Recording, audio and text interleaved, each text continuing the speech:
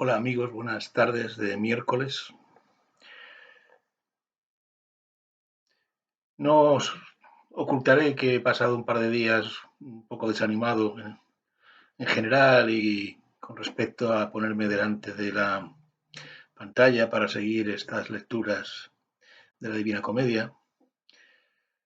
Em, pero bueno, como tampoco tengo otra cosa que hacer, me lo tomaré como, aparte de para seguir el proyecto me había propuesto. Me lo tomaré también como terapia para no dejarme eh, embiscar por una cierta sensación a veces de desaliento. Así que vamos a ver cómo sale esta lectura, la que nos toca para hoy, del infierno de Dante. He encontrado, que lo pondré otro día, un esquema bastante interesante un esquema de la construcción, digamos, de la imaginación dantesca del infierno, para poderoslo mostrar y ir viendo más despacio, bueno, más detalle, digamos, o con más precisión. Y también quisiera pediros un poco disculpas porque a veces en ciertos momentos yo pues me trabuco o explico una cosa que como no lo tengo muy fresco, pues tampoco la estoy explicando del todo bien y tengo que, ya os lo comenté el otro día, por no recular o por no estar corrigiéndome continuamente, pues lo dejo pasar. Pero, pero bueno, ya veremos, a ver. Bien, y después de esta especie de intento de captatio benevolentiae por parte de los que me estáis escuchando, retomamos la comedia. Recordad que habíamos leído el último día el canto décimo, que Dante se encontraba en el círculo de los herejes, de los heresiarcas, fundamentalmente de los ateos, de los que no creen en la inmortalidad del alma, de los epicúreos, los cuales se encontraba el padre de su amigo Guido Cavalcanti, por un lado, y luego el famoso condottiero Farinata degli Uberti, enemigo directo de la familia del propio Dante. Eh, Dante expresa por él un gran respeto, trata su figura con gran respeto. Lo importante sobre todo es la profecía que le hace Farinata. Estamos en 1300, recordad. Farinata había muerto bastante tiempo atrás, en 1260 o por ahí, o 60 y algo. La profecía que le hace cuando Dante le reprocha que la familia de los Uberti no hubieran conseguido regresar a Florencia. Y Farinata le dice, sí, sí, pero efectivamente, no sé si eso nos pasó, pero ten cuidado que a ti te va a pasar un poco igual. No pasarán 50 meses lunares, 50 meses lunares, sin que a ti tú también conozcas la amargura del destierro. El cómputo es prácticamente, claro, lo sabe Dante perfectamente.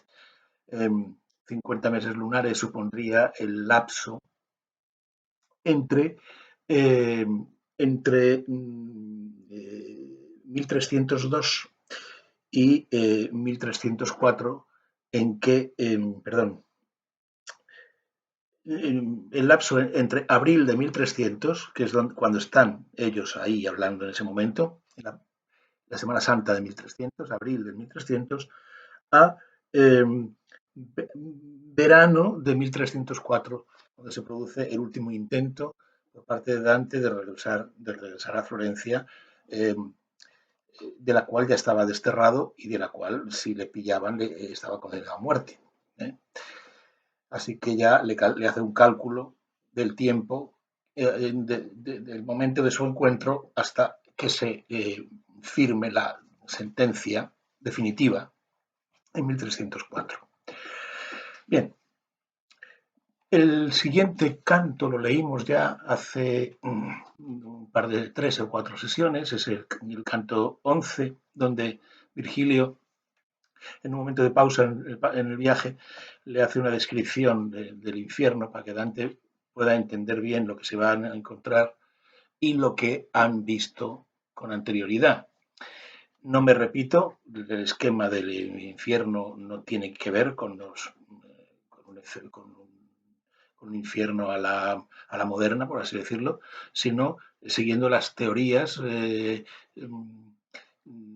Tomás de Aquino y de la escolástica. Los pecados tienen una calificación completamente distinta a los normales, no se castiga por unas razones o por otras, sino por lo que dice la ética místico-aristotélica. En el canto 12, pues vamos a ver con lo que nos encontramos. No lo he repasado, así que a ver. Eh, estamos en un círculo de violentos, de pecadores violentos. Los que no creen en Dios cometen una violencia contra, o los heresiarcas, pues una violencia contra el cielo, por así decirlo, contra, eh, contra Dios. Y luego recordad que se castiga también la violencia contra uno mismo, contra los demás y contra las leyes de la naturaleza, en este orden que vamos a ver. ¿eh? Así que voy a intentar, no sé, si leer un canto por toma, para que podáis pinchar o lo que sea. Vamos allá, a ver. Era el lugar por el que descendimos abrupto, y por aquel que lo habitaba, tal que cualquier mirar lo esquivaría. Igual que los derribos que al costado de acá de Trento empuja al río Adigio por terremoto o falta de cimientos, que tiene que de la cima por el monte abajo al llano están las rocas derrumbadas dejando paso a aquel que lo subiera.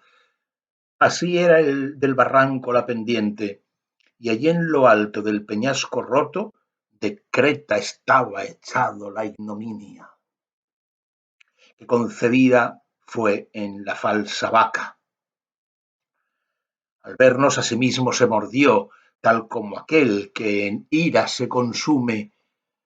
Mi sabio entonces le gritó: ¿Es que acaso piensas que viene aquí el duque de Atenas? ¿Qué causa de tu muerte fue en el mundo?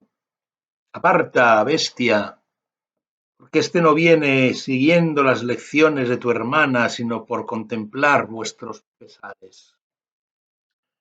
Y como el toro se deslaza cuando ha recibido ya el golpe mortífero y huir no puede más de acá, aquí brinca, así yo vi que hacía el minotauro, y aquel sagaz gritó: «¡Corre al portillo, mientras que rabia es bueno que desciendas!».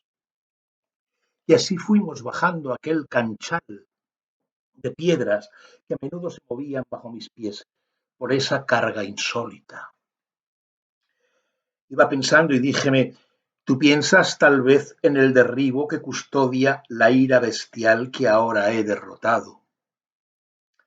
Te quiero hacer saber que la otra vez que descendí hasta el fondo del infierno no estaba aún esta roca derrumbada, pero si juzgas bien, un poco antes de que viniese aquel que la gran presa del círculo primero quitó a Dite, el valle infecto tembló todo en forma tal que pensé que el universo amor sintiese, por lo cual hay quienes creen en caos trocado el mundo muchas veces, y entonces fue cuando esta roca antigua, aquí por otras partes, se rompió. Pausa, porque esto no es muy difícil comprensión de este pasaje.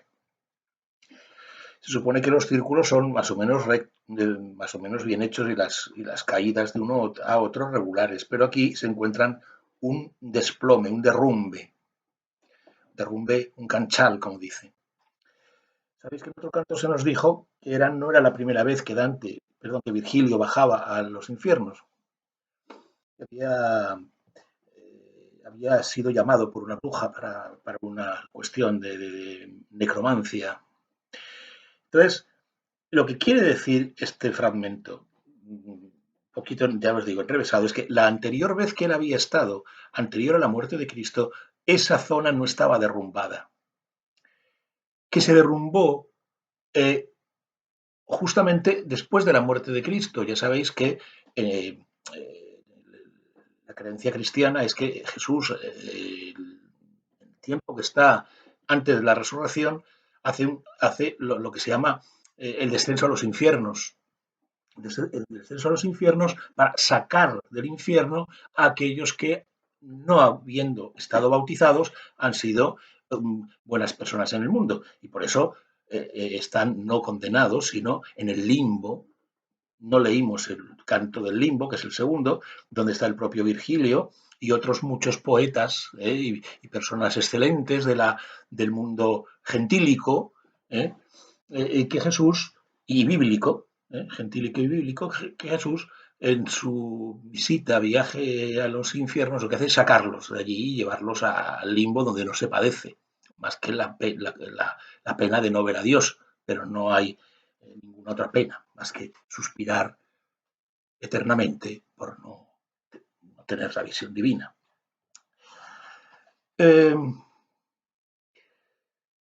No lo voy a leer otra vez, vamos a dejar el pasaje, lo vamos a dejar pasar porque sería un poco complicado algunas cosas de explicación.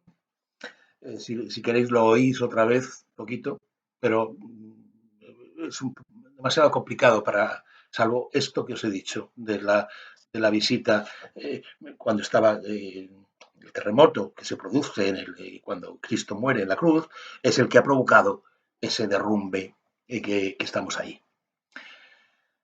Entonces continúa Virgilio diciéndole, mas mira el valle, pues que se aproxima el sanguinoso río en el que hierve aquel que con violencia al otro daña. O tú, ciega codicia, o loca furia que nos azuzas en la corta vida y mal nos pones en remojo eterno. Vi una amplia fosa que torcía en arco y que abrazaba la llanura toda, según lo que mi escolta había dicho. Esto es una zona llana. Vamos a encontrar tres anillos concéntricos que van en el mismo plano, ¿eh? Eh, antes de pasar al círculo siguiente. No son tres círculos lo que nos vamos a encontrar, sino tres franjas, por así decirlo, concéntricas. ¿eh? Una que va atravesada por un río de sangre, otra veremos que es la selva de los suicidas y luego finalmente al borde de un gran desierto de arena ardiente, al que ya llegaremos un poquito más adelante. Vi una amplia fosa que torcía en arco y que abrazaba la llanura toda, según lo que mi escolta había dicho. Y por su pie corrían los centauros, armados de saetas, en hilera, como cazar solían en el mundo. Al vernos descender se detuvieron, y de la fila tres se separaron, con arcos y con flechas ya elegidas.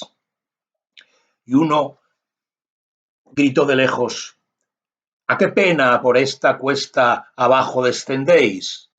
Decidlo desde allí o disparo el arco. Le dije a mi maestro, le dijo mi maestro, la respuesta daremos a Quirón cuando se acerque. Te fue perjudicial siempre tu ímpetu.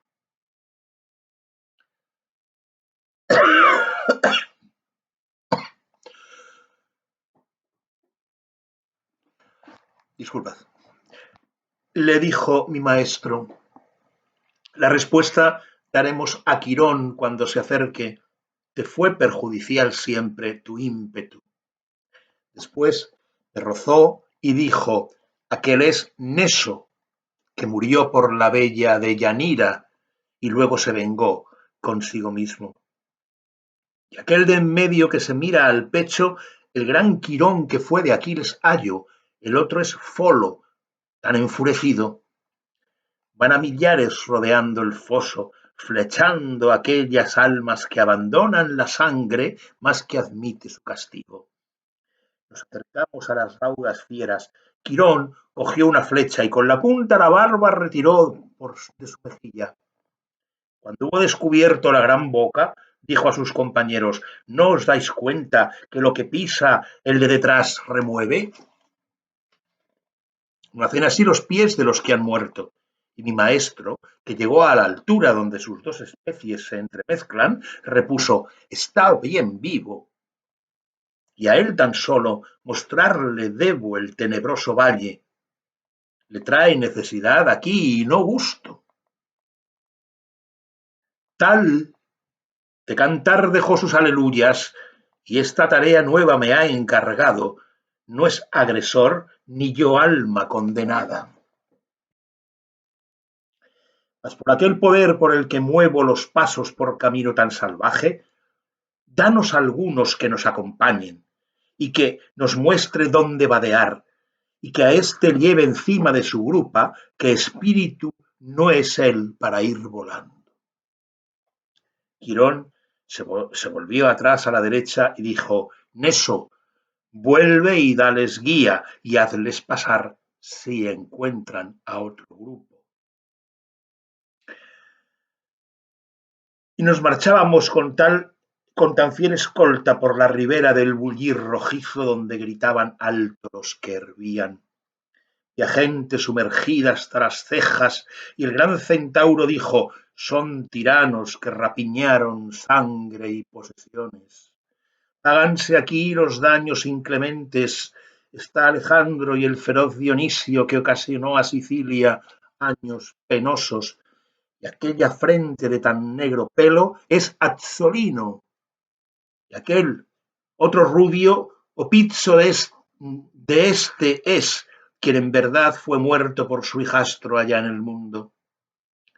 Me volví hacia el poeta y él me dijo: Es este ahora el primero y yo el segundo.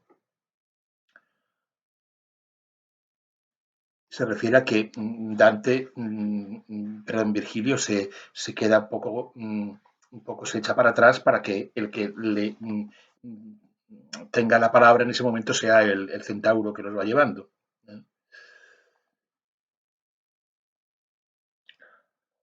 Al poco rato se fijó el centauro en unas gentes que hasta la garganta salir del hervidero parecían.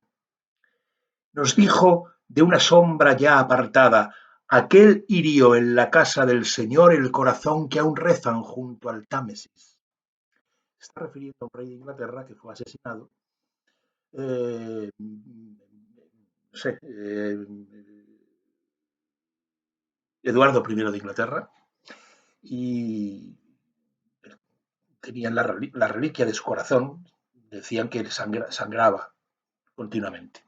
Bueno, y el que está castigado es el que lo mató, como es lógico. Nos dijo de una sombra ya apartada: aquel hirió en la casa del Señor el corazón que aún rezan junto al Támesis. Vi gentes luego que sacaban fuera del río la cabeza y hasta el pecho, y yo reconocí entre ellos a muchos. Así iba decreciendo más y más la sangre aquella que los pies cocía, y por allí pasamos aquel foso. Así como tú ves que de este lado va el hervidero siempre descendiendo, dijo el centauro, quiero que conozcas que aumenta más y más por la otra parte su fondo, hasta que al fin llega al lugar en que su tiranía gemir deben, que su tiranía gemir deben. La celestial justicia allí castiga a aquel Atila, azote de la tierra, y a Pirro y Sesto, y para siempre exprime las lágrimas que arranca con su hervor a Rinier Pazzo, a Rinier de Corneto, que hicieron tantas guerras. A los caminos se volvió luego y franqueó aquel vado. Los últimos personajes que cita el centauro son dos famosos bandoleros que infestaban los montes italianos, en este caso Rinier Pazzo y Rinier de Corneto.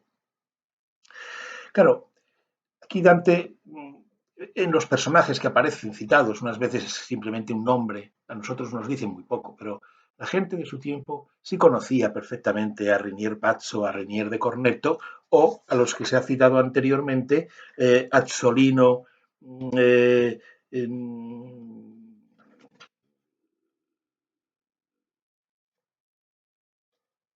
Azzolino de Este y Opizzo de Este. Eran personajes que habían vivido pues, muy contemporáneamente a Dante. Así que hay una mezcolanza de personajes desde el mundo clásico, los propios centauros, de la antigüedad, de la Biblia, pero también, y esa es la importancia capital de la comedia y del infierno y de los que vendrán después, es esa invasión del mundo real, esa, esa la propia Francesca y Paolo habían sido contemporáneos del propio Dante, la historia de ellos la conocía todo el mundo. Entonces, hay una invasión, por así decirlo, del mundo de la Tierra, ¿eh? Personajes reconocidos por el público lector, allí en medio de las postrimerías. Así que junto con el purgatorio, perdón, el infierno, el purgatorio, el paraíso, la presencia de la tierra real, normalmente italiana, es continuo en esta parte de la comedia. Vamos a parar aquí un poquito este canto y luego a lo mejor me animo a leer el siguiente para no hacer una ruptura de la continuidad. Hasta luego.